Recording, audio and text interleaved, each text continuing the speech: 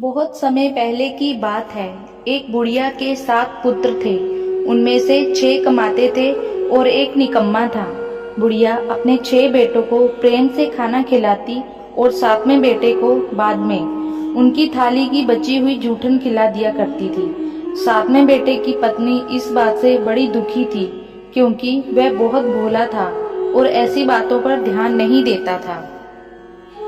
एक दिन बहू ने जूठा खिलाने की बात अपने पति से कही। पति ने सिर दर्द का बहाना कर रसोई में लेटकर स्वयं सच्चाई देख ली। उसने उसी क्षण दूसरे राज्य जाने का निश्चय किया। जब वह जाने लगा तो पत्नी ने उसकी निशानी मांगी। पत्नी को अंगूठी देकर वह चल पड़ा। दूसरे राज्य पहुंचते ही उसे एक सेठ की दुकान पर काम मिल गया और जल्दी ही उसने मेहनत से अपनी जगह बना ली। इधर बेटे के घर से चले जाने पर सास ससुर बहू पर अत्याचार करने लगे। घर का सारा काम करवा के उसे लकड़ियां लाने जंगल भेज देते और आने पर भूसे की रोटी और नारियल के खोल में पानी रख देते। इस तरह अपार कष्ट में बहू के दिन कट रहे थे। एक दिन लकड़ियां लाते समय रास्ते में उसने कुछ महिलाओं को संतोषी माता की पूजा करते देखा और उनसे पूजा की विधि पूछी। उनसे सुने अनुसार बहू ने भी कुछ लकड़ियां बेच दी और 1.25 रुपए का गुड़ चना लेकर संतोषी माता के मंदिर में जाकर संकल्प लिया। 2 शुक्रवार बीतते ही उसके पति का पता और पैसे दोनों आ गए। बहू ने मंदिर जाकर माता से फरियाद की कि उसके पति को वापस ला दे, उसको वरदान दे।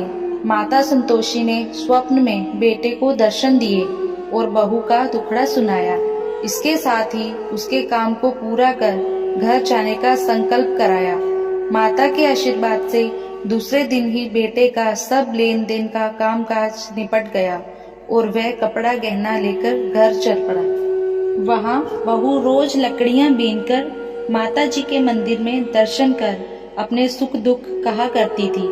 एक दिन माता ने उसे ज्ञान दिया कि आज तेरा पति लौटने वाला है, तू नदी किनारे थोड़ी लकड़ियां रख दे और देर से घर जाकर आंगन से ही आवाज लगाना कि सासू माँ लकड़ियां ले लो और भूसे की रोटी दे दो, नारियल के खोल में पानी दे दो। बहू ने ऐसा ही किया। उसने नदी किनारे जो लकड़ियां रखी, उसे देख बेटे को भूख लगी और वह रोटी बना खाकर घर चला। घर पर माँ द्वारा भोजन का पूछने पर उसने मना कर दिया और अपनी पत्नी के बारे में पूछा। तभी बहू आकर आवाज लगाकर भूसे की रोटी और नारियल के खोल में पानी मांगने लगी। बेटे के सामने सास झूठ बोलने लगी कि रोज 4 बार खाती है, आज तुझे देखकर नाटक कर रही है।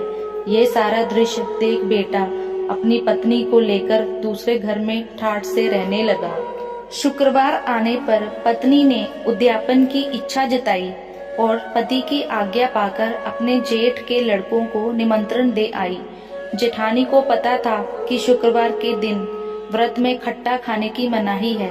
उसने अपने बच्चों को सिखाकर भेजा कि खटाई जरूर मांगना।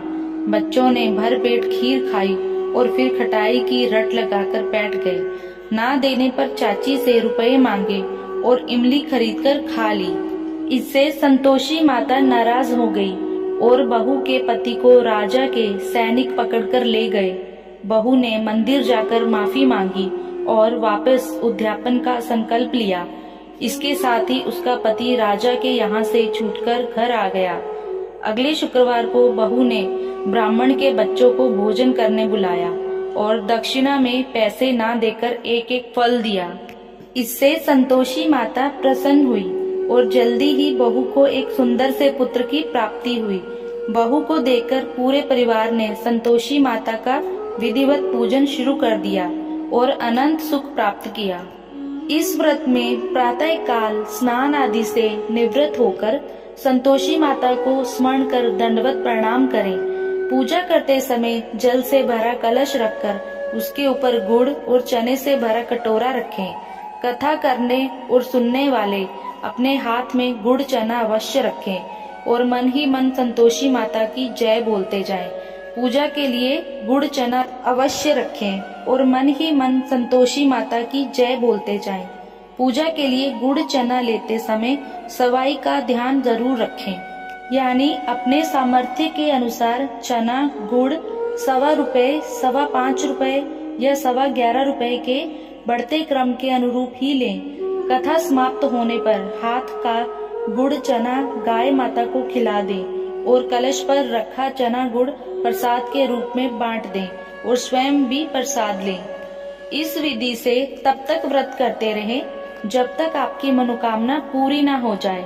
मनोकामना पूरी होने पर उद्यापन अवश्य करें। उद्यापन के लिए 2.5 सेर खाजा, मोहनदार पूड़ी, खीर, चने की सब्जी और नैवेद्य रखें।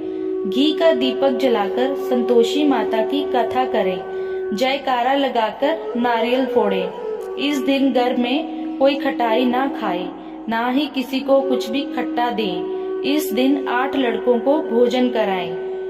लड़के अपने कुटुंब के हो तो अच्छा, ना हो तो ब्राह्मण बालकों, रिश्तेदारों, पड़ोसियों के लड़कों को बुलाएं।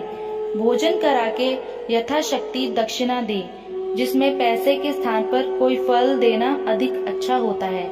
इस तरह विधि पूर्वक पूजा उद्यापन से घर में संतोषी माता की कृपा सदैव बनी रहती है। संतोषी माता की जय।